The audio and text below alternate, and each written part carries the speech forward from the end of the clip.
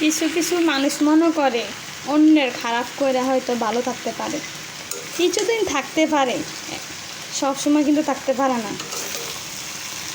কিন্তু কেউর খারাপ করলে একদিন না একদিন আল্লাহ তার খারাপ দিন আসে, একবার না একবার আসে।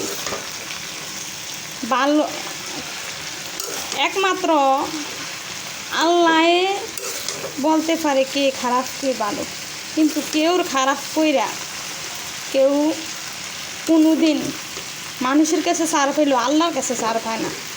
একটা কথা মনে রাখবেন। এবার যেত কিছু আপনার লোকে যাই করক, যেত কষ্টই দেখ আপনারা, কিন্তু একদিন না একদিন আল্লাহ এটার করে, মানুষ না করলেও আল্লাহ করে। একটা কথা মনে রাখবেন।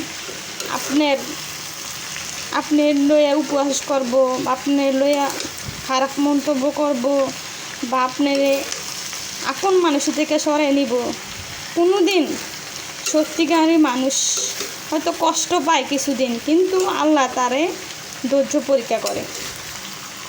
আসসালামু আলাইকুম।